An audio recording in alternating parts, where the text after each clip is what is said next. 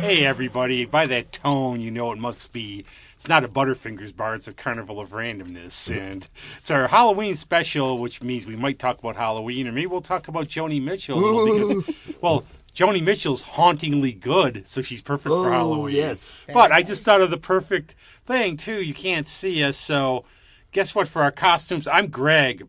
Hi, I hit things. So Greg can be Rob and introduce our guest. Hi, I'm Rob. Where am I? Don't say it.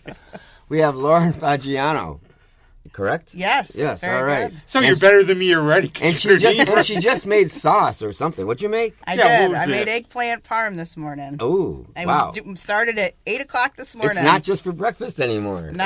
Well, we have a rehearsal today, and I like to have a nice meal for There the you band. go. You know what? I'm going to join your band. There you go. I need that. We bring in special guests all the time. That's right. There's the one comedian, John. I can't remember his last name now, but he's like from an Italian family, and he always goes, the only one thing for eggplant, Parmesan.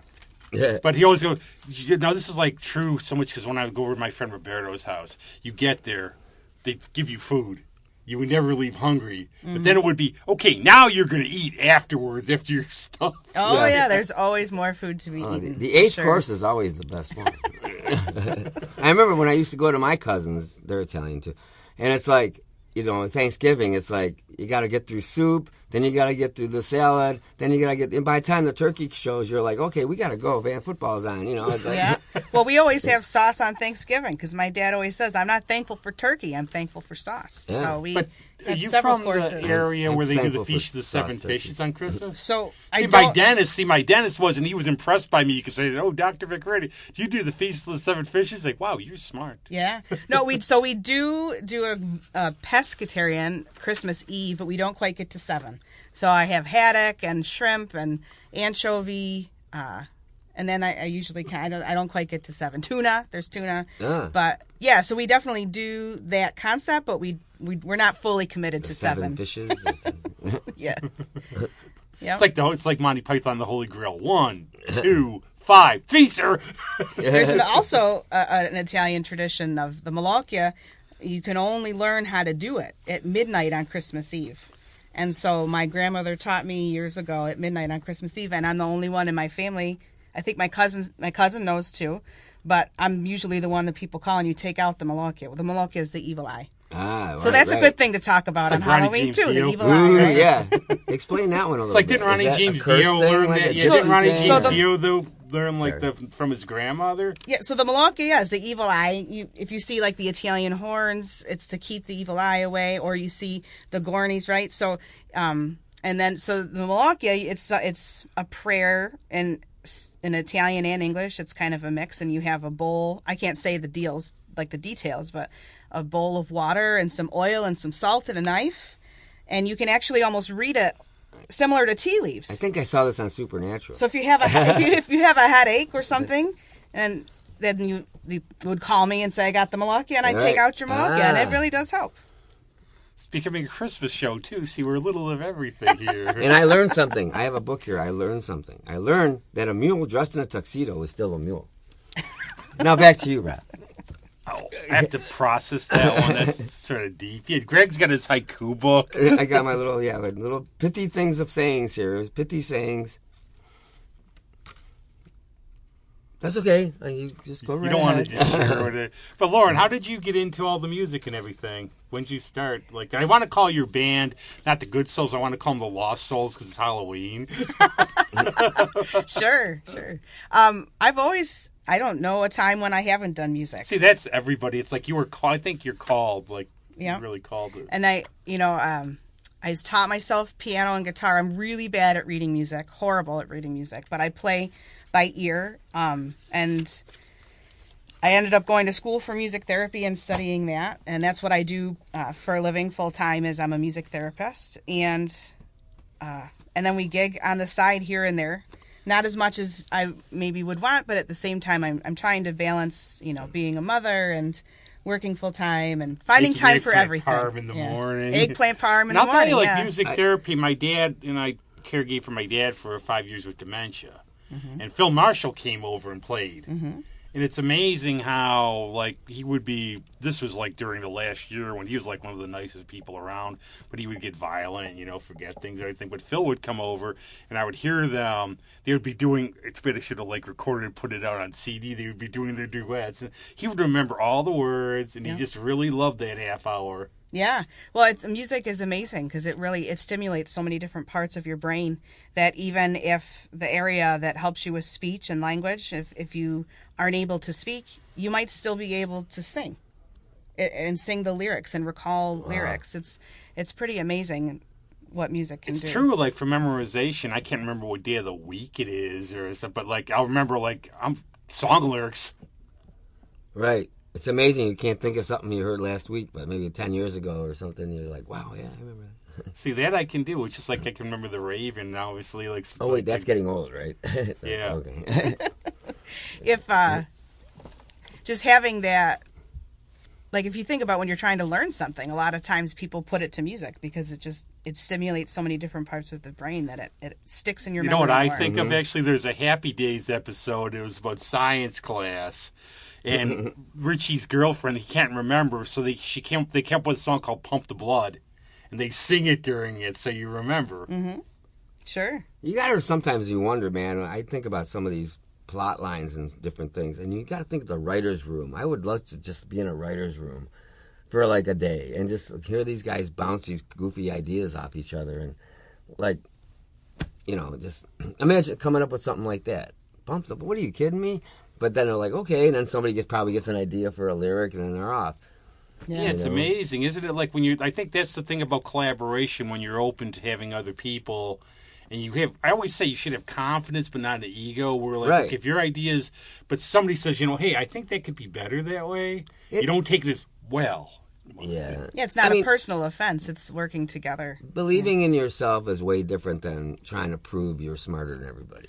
No, and you do get people like, actually, we can bring up one like our good friend there, Richie Blackmore, who, if he could deal with people better, or Jeff Beck, who's brilliant, but he just can't really deal with people. You can imagine, he's done some great stuff. Could you imagine what he would have done if he was more collaborative? Yeah. Sure. Well, he's playing with Johnny Depp, for Christ's sake. I mean, how'd that one happen? I don't know. I know Johnny Depp does that Hollywood Vampires thing with Alice Cooper. I saw them. They were good. No, they were good. I almost was going to see them in Toronto. See, we put vampires in its Halloween. They got a dead guy medley, the dead musician medley that they do. All the songs by deceased musicians. You know why? Cool. Probably collaborate with Johnny Depp. It's called Cash. It's like, why is Iggy Pop on William Shatner's Christmas album? Would Iggy do it for the money? Nah, they would do it for the money. But we do have the Joni Mitchell tribute coming up, which is like I said, nothing spells Halloween like Joni Mitchell. Wax philosophic on that. When you're talking about collaboration, I think about the band, the Good Souls. We came together initially not to form a band, but to do this Joni Mitchell tribute almost 6 years ago now. You're just doing it today, and a week from now. The show is the songs are long, Rob. Wow. I didn't know she was like in the realm of like Yes or King Crimson for like. Well, her music is fairly complex when you break it down. But no, we've done a tribute every year for the last 5 years, and this year we're doing it November 6th at Love and Cup, and we're also doing the show on November 12th at the Geneseo Riviera. Which is a great building. I love that place. Oh, I was out with Chuck, and he keeps going on about me coming down there, and we use our Sanford and stuff. You big dummy, why don't you come down? And I said, every time I'm going to come down, I got to get down. if I'm going to go to your show, I'm not going to say I'm going because something happens horribly every time. Where like I was going to go see Buzzo. Literally 15 minutes before I got in my car and left, which would have been fun driving 40 minutes to Geneseo for no show. Well, that's what I was saying. But then there was this pianist playing in his jazz band. It was like around St. Patrick's Day. The snow was coming down sideways. I literally left my house, got out, turned around. Yeah. Doesn't it feel like you're in Star Wars, though? When you're driving in that weather? No, this was like, and I know like one person I know made it there, And I know, like, other friends are going to, of course, they had to go to the liquor store. They made it there, but they said cars are sliding all over. The thing is, if you're going to go out there or any place like that, you got to commit the whole night to it. You got to get ready. You got to make sure you get there on time. You leave early. Driving home. You're making it sound like I was actually just in Buffalo to see Michaela. Isn't as far as Buffalo, even it's like 40 minutes. Well, you want to know the weirdest thing? I'll tell you the weirdest thing I ever did. Oh, no. Listen, so we were in Watertown, okay? We played a gig in Watertown with this party band I was in. But we had a friend that had a cottage there, so we stayed. So, which is nice. It's like 10 miles from the gig or something. So, instead of driving home late. So, we have fun, we get up, we eat and do all the stuff. So then, middle of the afternoon, I realized, or I don't know if we had the tickets already, Government Mule was playing in Buffalo. Oh, my friend Jeff Bauman, if you would have called him, you would probably drove out. We drove from Watertown to Buffalo, one straight shot. That's a hike. Missed 2 songs. We got there and we missed 2 songs, and that was like we gotta go, we gotta make this. So it was like weird. But anyway. No, that was like, I love the old days. I just can't. Actually, there's like a theme last night at the show about how we're getting older and everything, and like you want to get home. But I used to love the days where it was be like, hey, that's over in like Ohio. You want to go? Sure. Yeah. That's kind of what I'm doing to go see Joni Mitchell, though. I'm going to Washington State in June to go see Joni. That's a haul. After the show, you're just getting in your car. Yeah, I'm just going to drive for Bring your trooper. a couple months. But one of my friends, what he used to do, my friend Scott Schmidt, what he would do is always say, this is crazy. Like, he would go, like, to Darien Lake or everything. He wouldn't buy tickets ever. What he would do is he'd go last minute, go to a show, and what he would do is he'd go up there, go to the booth, and go, have there been any cancellations? And what turned out, like, corporations would give tickets out. And he would get first and second row seats by going at the last minute. Nice. And I remember, like, the one time he just drove off to see David Lee Roth in Buffalo, and he did that, and he got, like, second row seats. Wow, that's cool. Yeah. His shows were great. I bought a bootleg video of him with the Steve Vai with that tour. I saw that tour It's here, pretty cool. yeah. It's not the greatest recording, but it's kind of just cool to see the band. It actually goes into the story, too. I was visiting friends in Buffalo. We drove back in the snowstorm to see David Lee Roth at the War Memorial. Wow.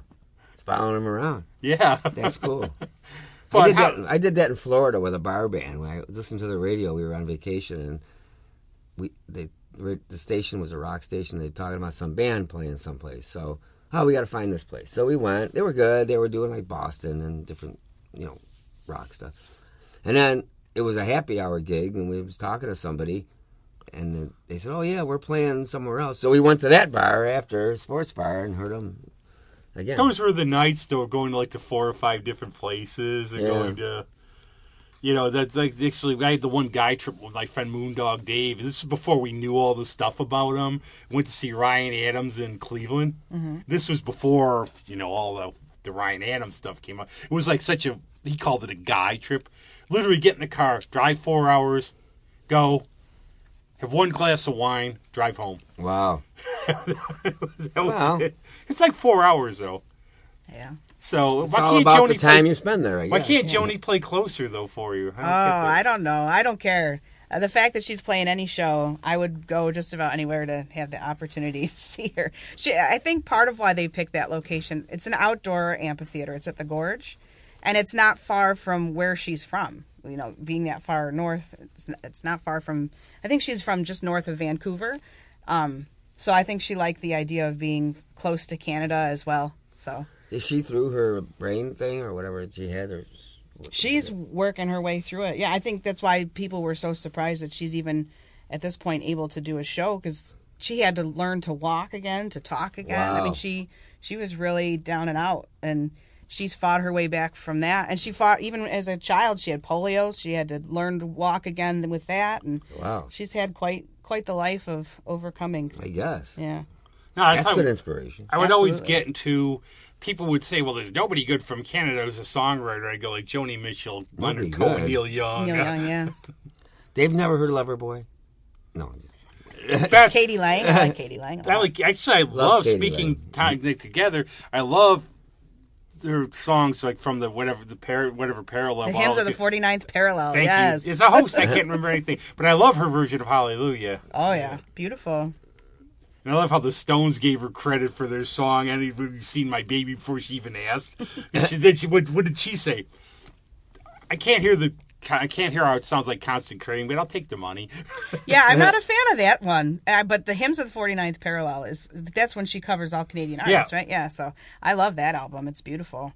It's not often that I like cover versions of the songs, but I think she was really tasteful in her interpretation. No, I do. I'm like mixed both ways. It's like I love originals, but sometimes it's like, music should be for everyone in a way, and like some songs you just love or you want to hear somebody to take it. Like Dylan always goes listen to Hendrix's version of Watchtower. Mm-hmm. Maybe because he could play guitar a little better than you, Bob. A little bit. True. But like Captain Beefheart's the only one where I know he didn't even want like tribute bands out there or anything. And anybody who could play his music in the first place. I never got Captain Beefheart. You do or you don't. I never understood the Trout Mask. I never understood the cover. I didn't understand what he was trying to prove or do. It's really tough to play, I could say that. Yeah. It's like, I know that. So we go from Joni Mitchell to Captain Beefheart. Well, I'm just saying, that was one of those, no, I'm fairly eclectic in my taste and everything, but there's certain things I just don't get. It's like all of us, though. Yeah, it's like some things. There's always some bands out there, something where people like them, and you don't want people to look at you. You're not saying anything bad about them. You just can't. And I wonder if there's like a science to that, where like some music you could try, but you just can't get into. It's how your brain works. Mm-hmm. I'm sure. Because I know, like for classical, I really love classical, but you have to sort of try to like once you get into it, it tells a story, but some people probably get bored by it. Mm-hmm. Yeah, and music is so mathematical. I think that's often overlooked too, and so I think the bass rhythm and how you connect with it. I think that there's probably certain algorithms for how you connect with music. I'm sure I don't know the ins and outs of the science. I know one of my friends in a theory. It's what you hear growing up. But I always say, but that's one of my complaints I always utter on this show is I always say, listen to what you like, but try what you don't know you might like. And many people you get the opposition to that where they just want to hear what they want to hear. Mm-hmm. It's like, how does it hurt you to listen to something else? Right. I think sonically though, what she's referring to maybe is like different frequencies. There's different like bass. Crazy bass will drive you nuts. And it thumps in your chest. It'll screw up your fillings. You know what I mean? It's like, you can feel it in your fillings. Why would that happen? Some people really do enjoy that. Yeah, but it's like cats chewing on tinfoil, I guess. I don't know.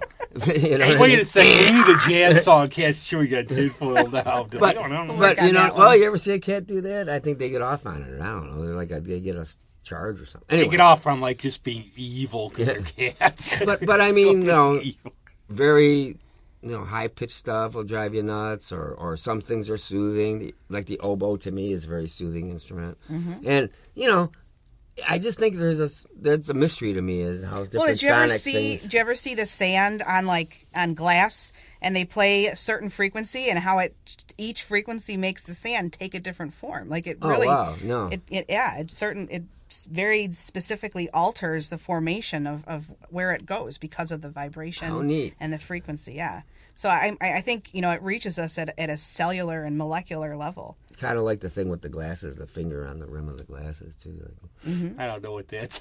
Well, like a crystal. Oh yeah. And really good crystal will emit a tone, and different ones will do different tones. Oh yeah, now I get what you're saying. That's all depending on how much water you have in there, and then you get the different pitches. Yeah. Well, that's a trick that percussionists do too in the modern music stuff. They take a pan or something and they fill it with water and they bang it, boom, and it does weird stuff. Mm-hmm. And when you slosh it around, it changes the tone.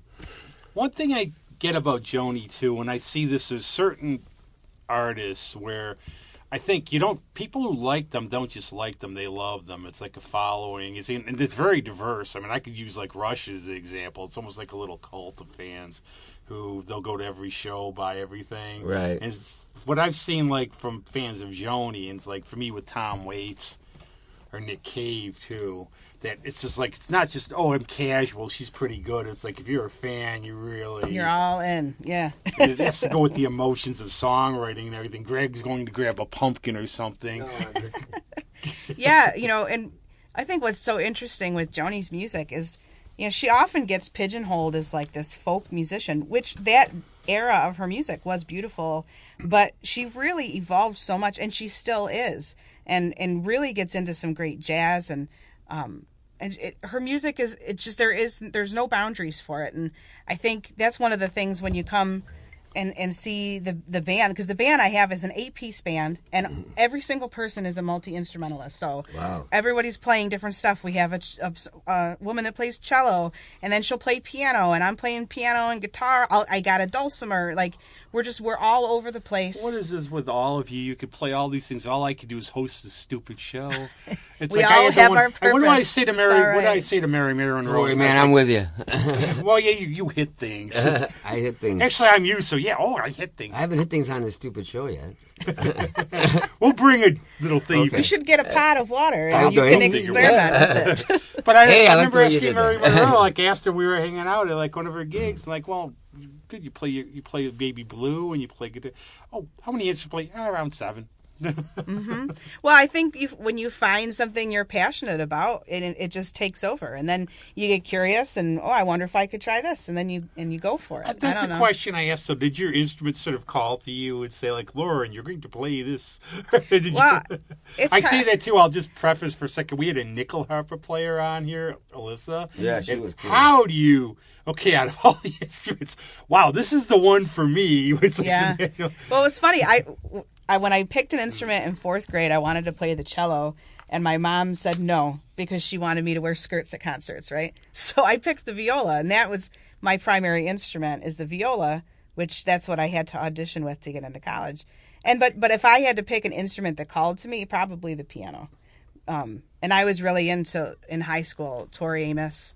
And I loved. Oh, she was just actually here. yeah, I was there. I Yeah. was. She's one. And I got into her because of Sandman, because I was a Neil Yeah, Gaiman fan, and I got his Magian line. This is way before Neil was Neil, and it was like out of a bookstore in Minnesota by where he lived. And I heard all about. He would talk about Tori, about how well she let me stay in her house. She's got a house like over by London Bridge, and I have to check her out. Yeah. Then she did like Yeah. a whole. There's like a whole graphic novel of her adopted. Death. Yeah. Yeah, I always said I didn't know much comics, but I do know a little bit of Neil Haha, Gaiman. see, we drag it out. We drag it You out. always Just a find little, something. just a little bit. There's a graphic novel of Death. Well, yeah, that, and plus Tori actually did. There's a bunch of Tori Amos songs like done to like Neil's. Yeah. Like, sort of it's a graphic Neil novel. hanging out Oh. with Neil and at the Dream King. Yeah, or if you something. know, like Yeah. you know Sandman, if you listen to Tori's lyrics, she'll She talk references about the him Dream quite a King bit. and Neil Gaiman a lot. Oh, and everything. wow. Yeah, But she's great. And I think you can't. She's another artist you can't define where she is. and exactly. She goes all Yeah, over. I tend to like that, I guess. You know, but she's always been great, and it's like I think her new album, Between Oceans or whatever it's called, and again I forget names. Of Ocean to everything. Ocean, that one. Why don't you just take over? Thank you. Well, I'm really But I- bad with names, but when it's See, like the people that I hone in on, I know that. That's about but it. that I think is one of her best albums in years. Yeah. Oh, I agree. She put on a really good show here too. Yes. But I think that's like, you know, in songwriting. Talk a little bit about songwriting too. I think like the best line ever. Actually, just saw Sonny Sweeney play, and she filled in for Loretta Lynn, and because Loretta Lynn broke a kneecap, and I guess Loretta called her. She's like, Loretta Lynn called me, and all she said was just write what you know. Yeah. Yeah, songwriting is such an individual process for everybody, and I think it's so different. Like some people, the music comes first, some people, the words come first. right. You know, and I think, like for myself, I don't really have one particular way. Sometimes, usually, I guess maybe the music comes first, but it's a very personal thing, and I don't often collaborate when I'm doing in the songwriting process. It's like maybe after to how can we like fine tune this and make it better.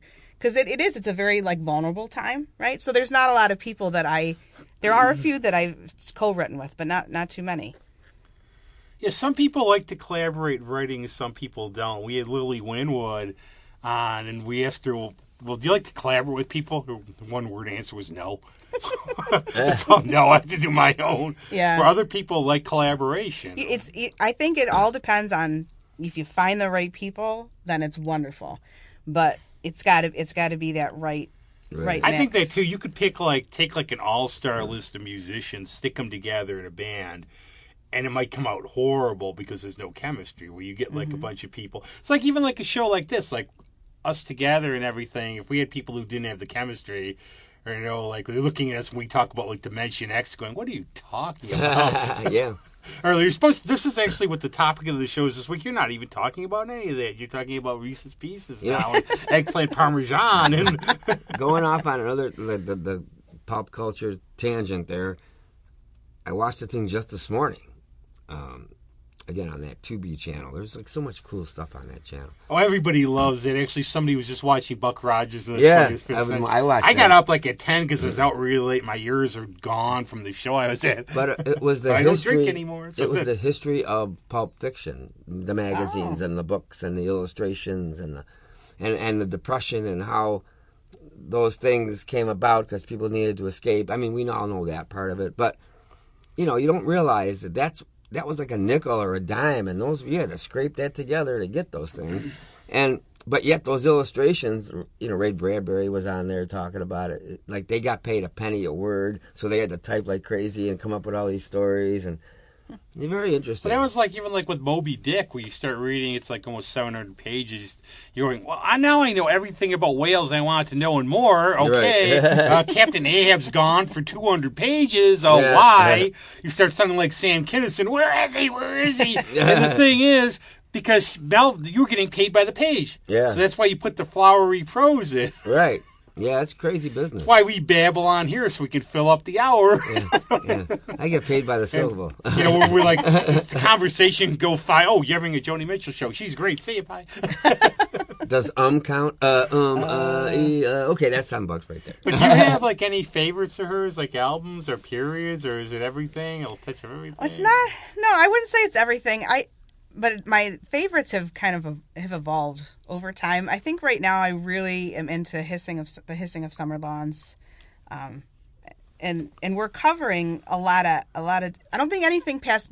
No. Yes, that's good. Tell us like sort of what the show is history going. of what?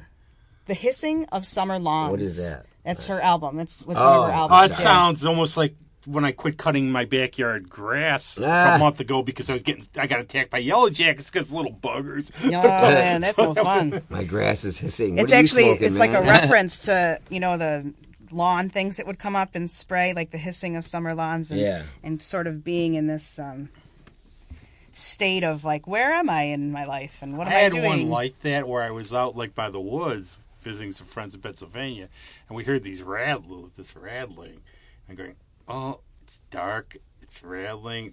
There aren't rattlesnakes around there, are there? But you know what it was, and this is why this is reminding me of. It was the little sprinklers clicking. Yeah. Yeah, that'll do it. So we're covering a pretty broad range. We're going anywhere from one person and a guitar to the full eight to maybe 15 by the time all the guests are up there. Wow. We have. I'll talk a little bit about the guests that we're having. So Julia Weatherholtz Yes. is joining us. We all know Julia on Yeah, this show. Christina Jewel Susky's joining us. Mary Monroe and Nate Coffey. Oh, nice. Yeah. And Tim Mitchum Jr. is joining us. He's a really talented singer and piano player. And then when we're in Geneseo, we have Mike Brown joining us for some songs there. He's awesome. Yeah. So, and everybody brings a different piece with them. So I think it just diversifies what we can bring as a band that much more. And the band, I mentioned earlier, we came together with the Joni tribute, and we just enjoyed it so much that we should do this more. And then we ended up becoming Lauren and the Good Souls, and we came up with the name just because everybody It's is the Lost such good Souls for people. Halloween, The Lost though. Souls, yes, the you Lost doing Souls any of that are that? going to eat Then some you're good good. eggplant tonight. Yes, then they become the good souls from eating the eggplant. Yeah, see, that replenish and Are you doing any of that period where she played with John Guerin and Tom Scott and all that with the more electric? Help Me and all that kind of stuff? Oh yeah, Yeah. yeah. We're all over the place.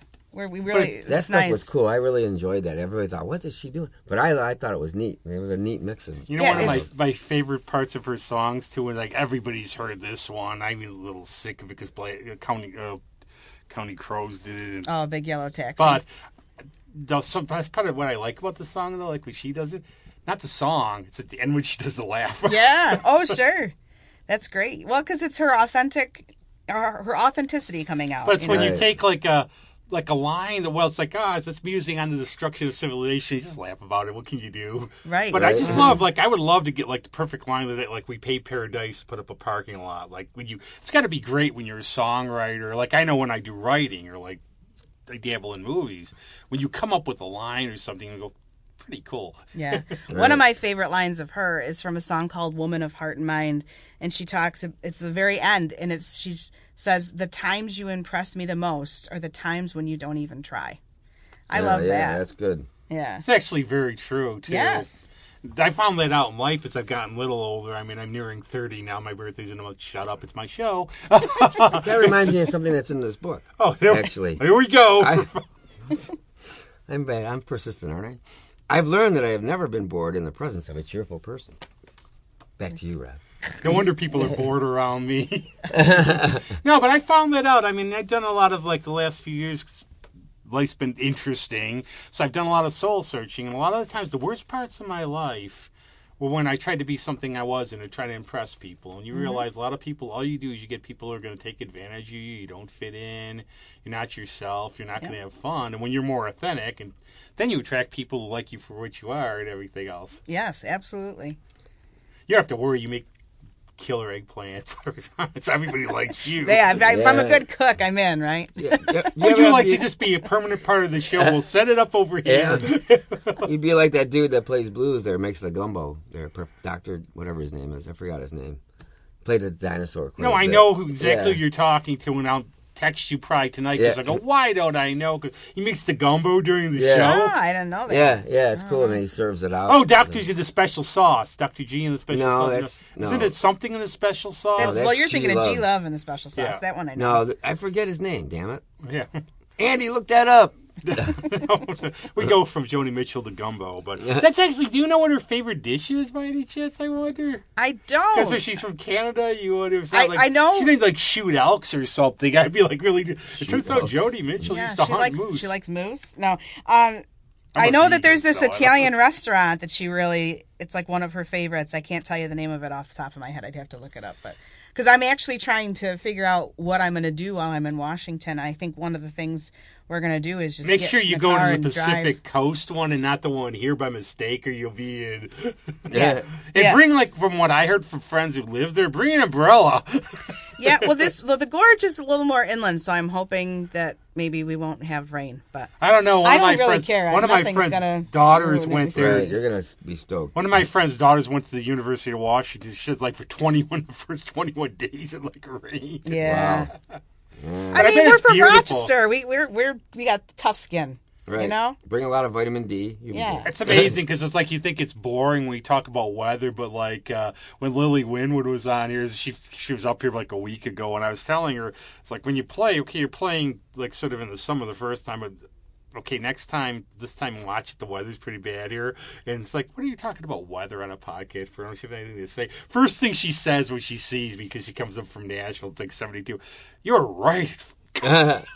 Yeah. It's cold here. I love it though.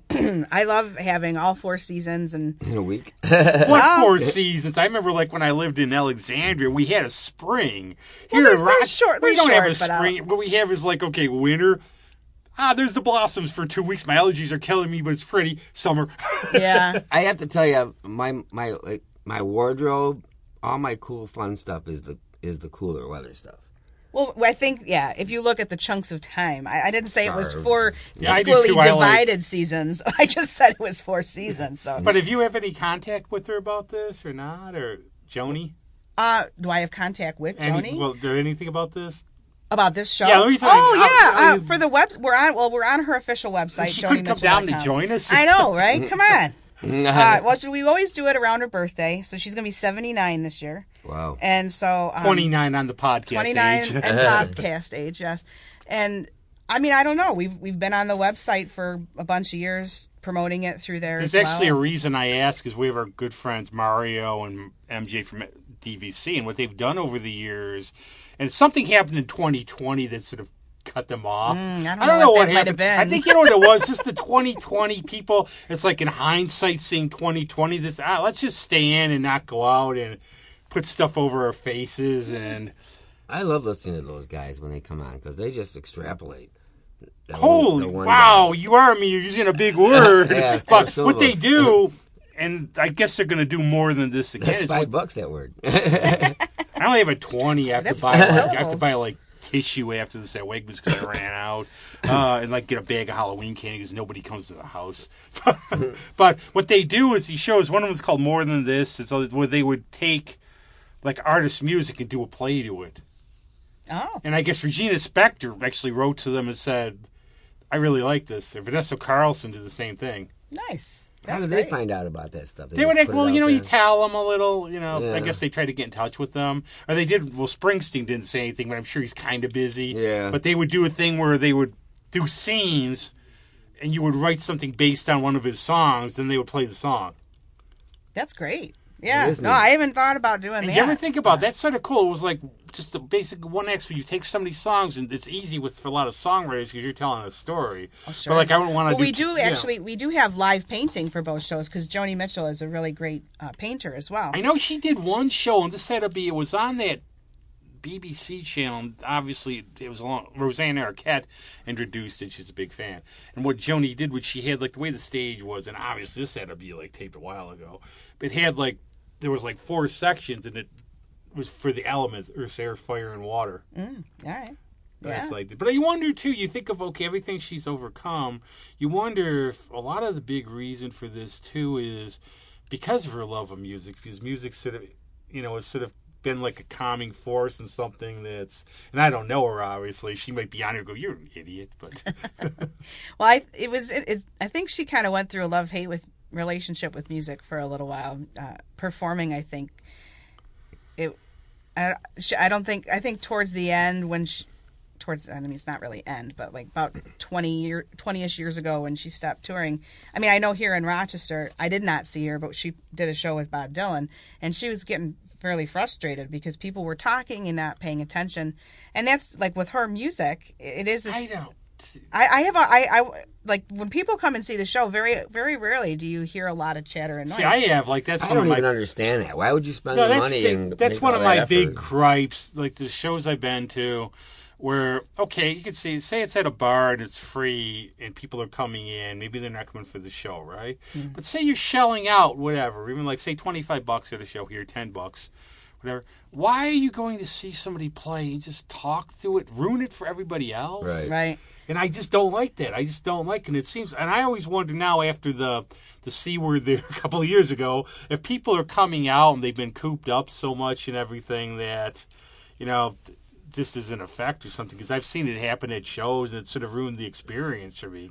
I think people are getting, I was thinking about this the other day, and all the stay-at-home streaming, watching, I almost don't even miss going to a movie theater now. No, I know. The equipment's better. The sound is good at home. Why would you even? I was going to take my friend for her birthday to see Trick or Treat on Halloween because it's a favorite movie of hers. Or Practical Magic is played, and she said, "I don't go to movies anymore." Yeah, but I think people get used to talking because they're home and they're cash, and then if they do go to a movie theater, I think you know what I mean.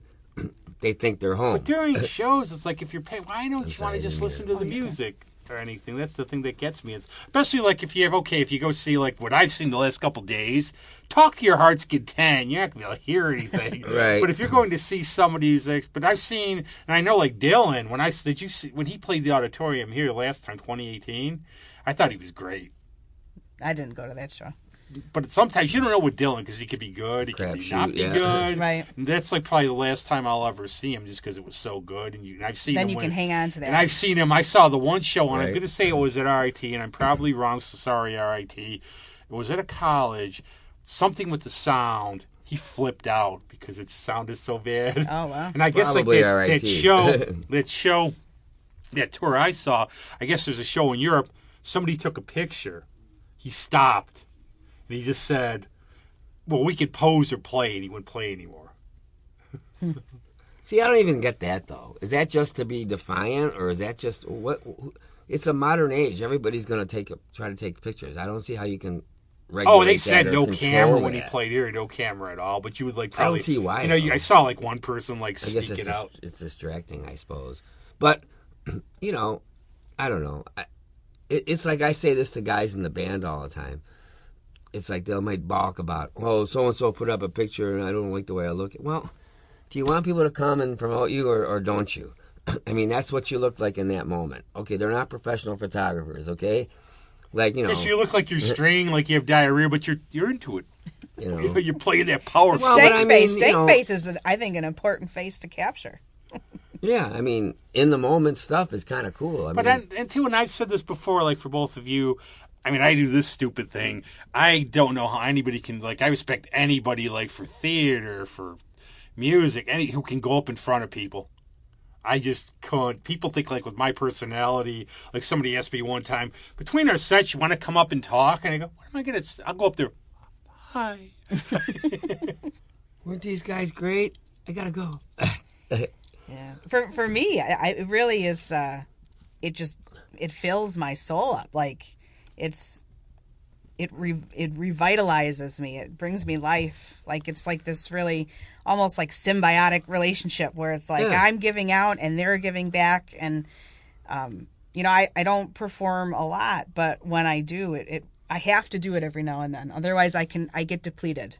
I can feel it. And in order to be a better music therapist and a better mother, like I have to keep the balance of being able to have those moments where I can have that. Well, it's communication, whether important. You think so or not. Sure. And I've always been amazed at people. Sometimes people don't even know why they go out. They go out. I've said that a lot. And they want to see something that's going to wow them. So you just standing up there playing a bunch of songs and not giving them anything isn't going to do it. You got to either be personable or you got to act a little more animated or, you know, it doesn't have to be covers or originals, even originals. Well, these are my songs. Well, who cares? Make it interesting, engage the people, and then, you know, then it comes across. And I'm so surprised sometimes when I'll just play because I'm so used to playing. You know, to me, it's just, I play. That's what I do, right? I get off and people come up to me, dude, you fucking rock on those. Oh, sorry. You rock on those drums. We can't swear on this show. You rock on those just drums. Just being nice because it's Joni and everything.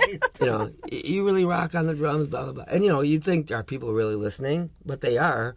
And then you start, wow, I'm making people feel good. So then you feel good. Absolutely. So. No, I like that. I actually saw, like, from Michaela played in Weeds Pro. Sometimes what I like to see is, like, artists I know. Okay, everybody in Rochester who goes pretty much knows, seen it. You go somewhere where nobody knows. You look at the reaction. It's really cool to see, especially like getting home from that because it was a really weird roadie with the GPS. Mm-hmm. But seeing how other people react to music you know. Yeah. And it's got to be cool, like when you have people come up to you, go, I really love that. That was really awesome or anything. It does. It feels good. Give me your veal parm. Right? Symbiotic's a good word for it. But yeah, I think I've gotten to that, like now when I'm older. Before when you're younger, you go out more. It's like, hey, let's go out. Now it's like, I really want to have to go out to see something. I think people do. Maybe I'm never bored. Maybe people are bored or they had a long week of these. Hey, let's go out. Let's go do something. Yeah, I feel so conflicted about that because I would love to support the music community more, but I just don't get out. My husband plays in the band with me, and, you know, we have a 9-year-old and a 7-year-old, and, wow. You know, it really is time-consuming, and I love it, but it's like when the night is done, the night is done. Yeah, caregiving for my dad all those years when I had to, like, have somebody watch him and get home. But I would say, like, even like a Sunday, if somebody was playing, it's like, I love you, but hey, the last episode of Doctor Who's on. I'm not leaving the house. And wow, if you saw the ending of that, neither of you know what I'm talking about. I don't watch that one. But did you give, like, in terms of when people involved in this, did you just say, okay, pick out of the magic hat, here's your song, or did you just say, what do you want to do? What do you want to do? I open it up with what do you want to do, but sometimes you should have just been mean and just, no. Well, it's tricky. Sometimes I do have to do that because it's a lot of people to coordinate. And so as I was bringing on more guests and people were choosing songs, sometimes some of the songs were already spoken for. So that does get a little tricky. Can I ask what was your reasoning behind assembling a bigger ensemble? So to cover more ground or get more sounds out. Not of like it. for this show where I just have co-hosts so I could do less work. No, it's not that at all. Yeah, damn you. It's actually more work because it's a lot more people to coordinate and work with. But getting this particular band together, gosh, my kids were really young when we started, and we used to play out a lot in a band called the Deep Blue Dream. And and then we kind of just went our separate ways because life happens, and so we were looking to get back into the music scene, but not something that was like full committed, right? So we did this tribute show for Joni because I've always loved her music, and we just started putting people together. And then, so one tragic thing did happen. So that first year, I brought on Sarah Rogers as a guest, and then she ended up becoming part of the band. She lived in Buffalo. She lived in Rochester some too. I don't know if you heard. Yeah. And so, she was tragically killed in a bicycling accident in June. And just such a wonderful, amazing person on so many levels, so talented. And so actually with these shows, we're hoping to raise some money in honor of her to donate to a music therapy scholarship at Nazareth College. So, but yeah, just the people... It wasn't, I don't think I went out like searching for like this specific number. It was just, it really felt like things and the right people were falling into place, and it just felt good. You weren't like walking down the street like, hey, Joni Mitchell tribute. Right. Yeah, it's kind of weird how it all ended up coming together. I like when I hear the diversity, because I'm sure Mary and Nate know a lot of Joni Mitchell. Mm-hmm. Now I know Julia, and we've had her on the show. I know, and music came a little later to her for the way, like, sort of in her teens, and so a lot of it's new to her. So I bet she's probably never heard this before. I could ask her myself, but I'm not going to because it's my show, and I'll speculate. Well, for Julia, I gave some songs to her and said, listen to these and let me know what you think. And she didn't realize the depth of Joni's music, right? Well, I envy her because she's just discovering so many new music. But she did the same thing, and I'm not being mean to people. Like every time, you know this too, Greg, you probably know this.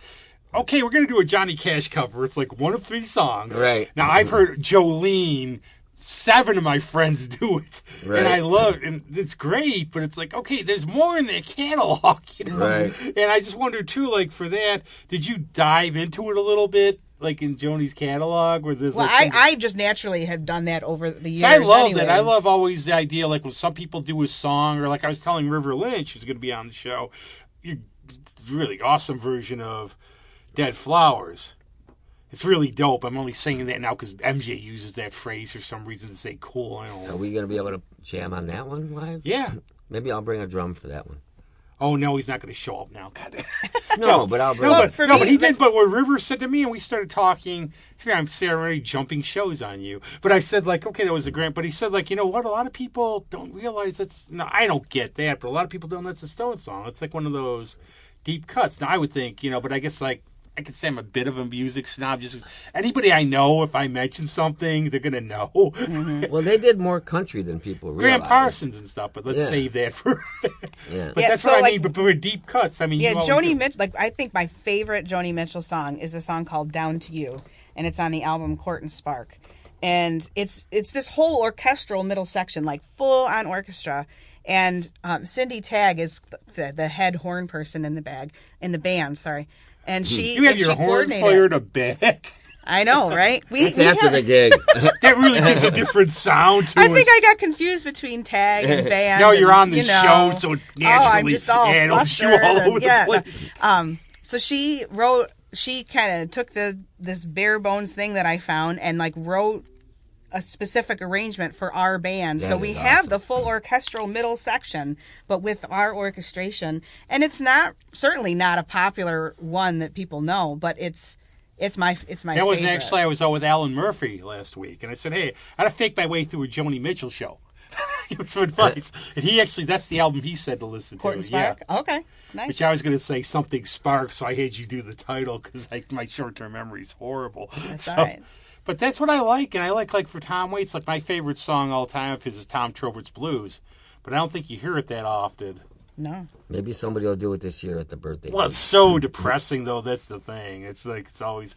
But I love, like, those obscure cuts. It's like, one of the best shows I saw was Nick Cave at Electric Factory but he would pull stuff out. I just like that. Like, it's almost for, like, bands will go, okay, we have to do our hits, but this is for the real fans. We're going to do a couple that some people that go, what are they playing? I wanted to touch a little on that when you said it's so depressing, though. So, like, one of the things we're actually doing to raise money for Sarah in honor of her is she had drawn this image of, and it says all vibes welcome, and then it's this bouquet of balloons. I should have wore that shirt instead of my cobwebs, but I was trying to get some Halloween in me here. Yeah, you did. And so and Come on back the next balloons, time and we'll do cooking for 3 hours. There we go. You can wear the balloons. Yeah. So like on the balloons is all different affects, different emotions that show up, right? And so I ended up printing the shirt and selling them, and then a portion of that, well, not a portion, all of the proceeds have gone to Naz. So we're selling them at the show, and I think and we're all going to wear them as a band, just so we, can physically see her in some way and have her with us, even though, she's not here. But it's so important, like all vibes are welcome, and so often like this toxic positivity, like it doesn't have to be that way. Oh, you like, won't find that on this show. Yeah, but sometimes you just need to be down, and that's okay. And I think, it's very fitting for a Joni show too, because her music really, it's unapologetic. It is, each song is what it is for a reason. I think also as we've gone through life, we're losing people like that. Like my really good friend Alicia Ainsworth passed away on Thursday from cancer at 50. And sorry, man. I find, like, with Sue, and I knew her a little with Sue, and it's like you never know, and you miss them a lot too, because you really remember the good times and stuff. You try to remember the good times, but it's like life is fleeting. It's why, like, I'm at the point where I just don't have time for like any bullshit. You don't mind that we're sorry. I don't mind swearing. You're all good. Here we go now. 10 minutes of vulgarities. Because like one of my friends was on, it's like, I'm not going to swear because Mario, I want to be good. And I go, well, if a show will have you on, we'll just hit the thing and you can swear the whole show. We're not a radio show, but we got to realize that. And like, you don't realize, like, you see people and like, yeah, you get used to them in your life and you don't realize like it's all fleeting and everything now. Right. So no, I can't stand, like I always used to say, I didn't trust people who smiled and were happy all the time because there's like an axe murder or something. Yeah, you gotta wonder what's you're not behind that way all that. in life. Yeah. You go through life, you're gonna have days you're just not feeling it or everything else. You go through emotions. There's something like, oh, I gotta be happy. There was like a Doctor Who episode, The Happiness Patrol, where that you had to be happy. It was like a dictatorship. Anthony. Yeah. So, yeah, but that's really great. And that's how you honor their memory, too, and everything. Yes. Do you have anything else for the holiday season, gig-wise? Or just these 2 shows. That's it for now, yeah. We usually do a show in March in honor of Women's History Month and do a night of all music either written for women or by women. Okay. What are those 2 dates again in November? November 6th is Love and Cup, and November 12th is Geneseo. Right off this week. And I still don't get that because I know, like, friends of mine, people would actually have the gall to come up to them and go, you play pretty good for a girl. Oh my God, I can't tell you. No, it's how many times. And I've known that it's one of those backhanded. They mean well, I guess, but it's always so. Like for me, I just never thought of it that way. And it gets me that there's that mentality out there. It's really sad. It's really sad, and I'm proud to say that when Sarah was in the band, it was a 4 women, 4 men. It was equally spaced between with women and men. Anyways, I'm all about empowering everybody, and I'm not going to say, you're a man, you can't be a part of the show. I really love hearing men take like a man's take on Joni's music. But at the same time, women are so often overlooked, and I can't tell you how many times when I've heard, oh, wow, you're a lot better than I thought, or, because it's like, all right. Well, it's like science fiction author Andre Norton. It's a female, one of the best science, but Andre Norton, so she could get published and everything. Right. It's probably this nonsense still goes on these days. Oh, so it's really ridiculous. is. Yeah. But yeah, I would say like Joni's music should be for everybody. I should be able to butcher a song. Everybody is allowed to. What come I in would and just do, I'd have stuff thrown, but I'd just go up there, I'd just talk like Steve Allen or something. Well, I've actually thought about having, because her music, I mean, those lyrics really are poetry. Have you ever done, there's like, I've known shows where people do that, where they have like music in the background. It's like jazz show. Like, and actually, my friend word. Marissa Mulder, I give her a lot of credit. She does the Tom Waits show, but she is like a cabaret show, but she will talk about like his songs and then start singing a little. But you play music in the background because It's she a is great poetic. idea. I mean, she Yeah. could do like she probably has them out, but like books of her lyrics, so like poems. Mm-hmm. They're not like bop or any of that garbage. Yeah, none of that. No Hanson there. But are you doing anything for Halloween? Taking my kids trick or treating. We're gonna, I don't know, crash some sort of neighborhood because we live out in. There's no street lights where we are and no sidewalks. So, Oh, wow. yeah. So we're gonna crash a neighborhood and go trick or treating. What's that address? Oh, no. Yeah, it's like, well, I'll let you, like, I know my relatives are going out to see their grandkids and they're going to leave a big bowl of candy outside their house if you want the address when we're off the air. I shut my lights and hide. I don't want to deal with it. There's a But big I don't haunted- have much going on in my neighborhood. There's a big haunted house down, like, off, like, near me. It's packed. So nobody, like, I'll get one bag, and whoever comes over gets really lucky. He's like, God, take it out. Here you go. Here, take a ham. You Yeah. okay? You're not vegan like me. Or Actually, I might do that whole leave them on the porch steps type thing. yeah, so one of my friends did it during the C word year. And she couldn't believe anybody would go out. So she comes out, somebody stole the pole. Oh, jeez. Which I said, okay, I find it. Oh. But they wanted you to wear a mask. You know what I did that year? I got a bunch of folks together and we went to Men and Ponds and we took over the parking lot and we did our own trunk or treating. And it was a lot of fun. Trunk or treating. Yeah. No, they like have that. that. It's really fun. It's at Homesteads for Hope. They do that at a couple things. It's called trunk or treating. Yeah, and then they did it this year at my daughter's elementary school. They did a trunk or treating event, and it's really people pull can up in be your really car and creative. Well, no, so there's people that back their cars up and then open up their trunks and then turn them into like these elaborate Halloween wow. scenes. How And what cool I was thought that? it was, didn't know thought that. what it was when you stuffed candy like in a tree trunk before I knew about it. But yeah, I good for like Homesteads for Hope, which is a really Mary's play there. A lot of people play there. They do it every year. They have like it's like a farm, like a working farm and everything. Oh, wow. And they do it. never You just heard want to of go that. get the candy now. That's cool. Everything else, but this is going to be a really good night. These 2 nights, and actually, I will try to make it on. Also, I have to get to the Riviera for Chuck. There you just go. to spite him. It would be a good night to be there. It is a The beautiful theater it's really a is beautiful. beautiful, and I'm excited to hear like the acoustically with our instrumentation. Like I'm really excited to hear how that fills the room. I Oh, think too, it's and gonna I be know nice. these I know Jeremy and Chuck are good Well, the friends of mine. 6th is a Sunday, so that would probably be good. The 6th is Love and Cup is a Sunday. Yeah, Yeah, they're both and it's Sundays. no Geneseo is the 12th. That's a Saturday. Yeah. So we're doing a That's why I'm Sunday a liberal show at arts 5. major. Yeah, because and the then a 13th is Sunday. I should know Yeah. that from our shows here. Oh. Why don't you do it on the 13th? It sounds cooler.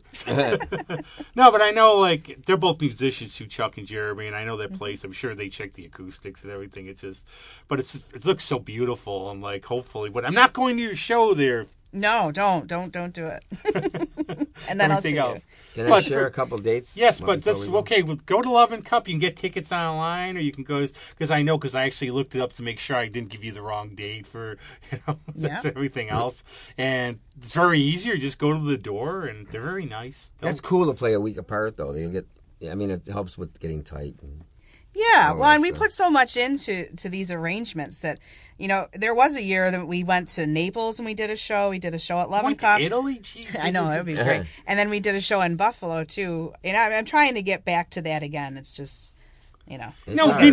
mini tour in the area. Well, Yeah. and it does. It's like we've been working on this show, and it takes so much. It'd be nice to be able to market it a little bit more. We're on the road, Jefferson Road. No, go to Yeah, and each I think place. there'd be a big audience for it. I think there's a lot of fans out Well, there. and there's so much buzz around Joni Mitchell right now, which I mean, I'm not trying to like feed off of that or anything, but Why it's not? It's like, nice it's- because I don't.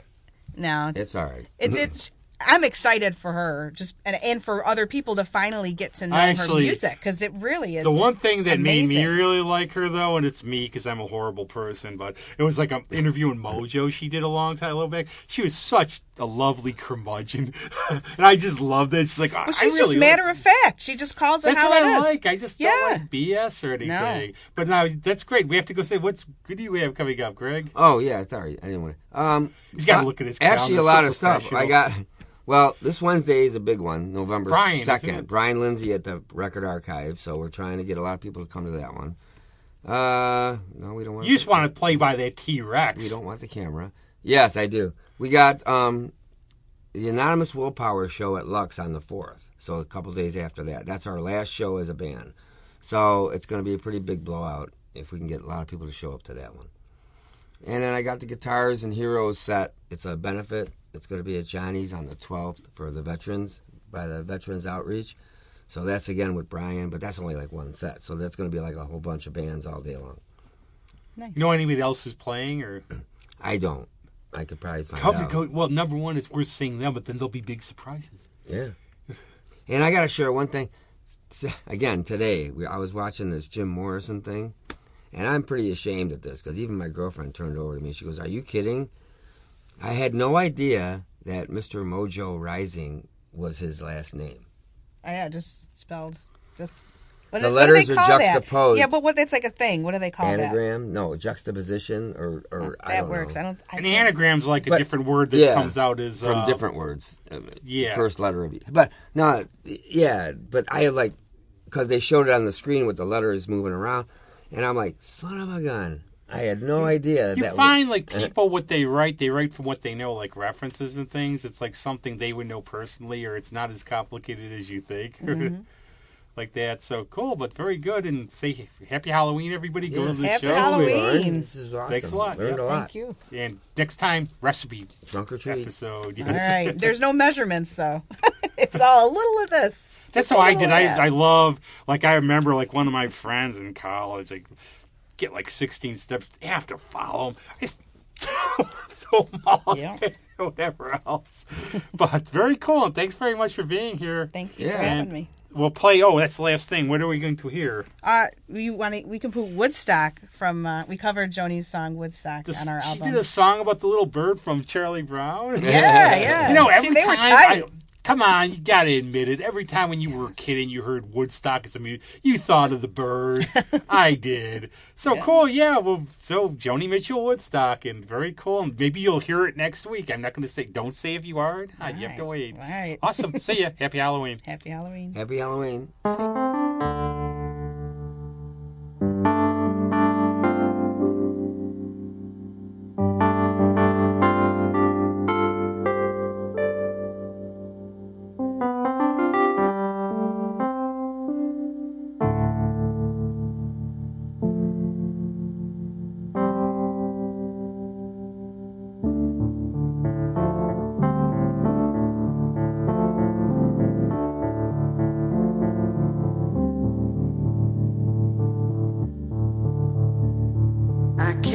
Upon a child of God, he was walking along the road, and I asked him, "Where are you going?" And this he told me: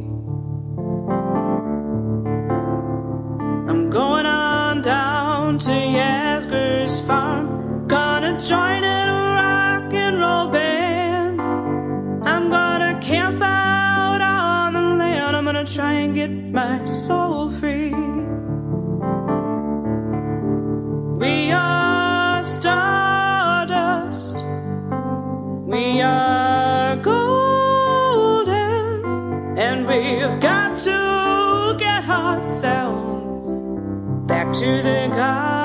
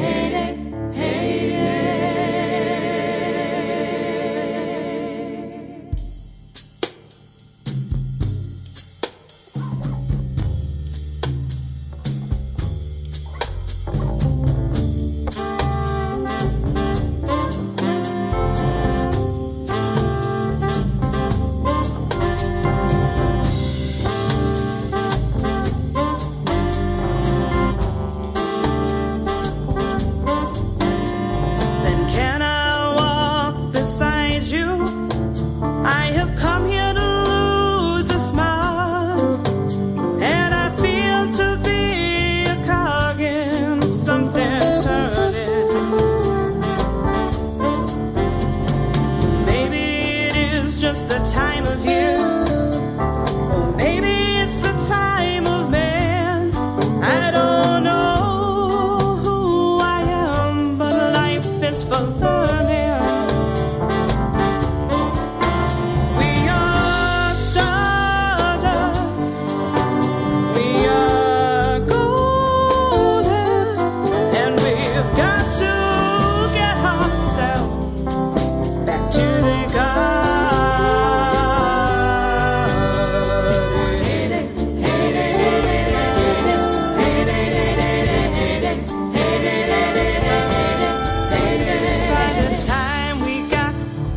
Woodstock. We were 500,000 strong, and everywhere was a song and a celebration. And I dreamed I saw the bombers riding shotgun in the sky. They were turning to butterflies above our nation. We are stardust, billion-year-old carpet. We are golden, caught in the devil's bargain, and we've got to get ourselves back to the garden.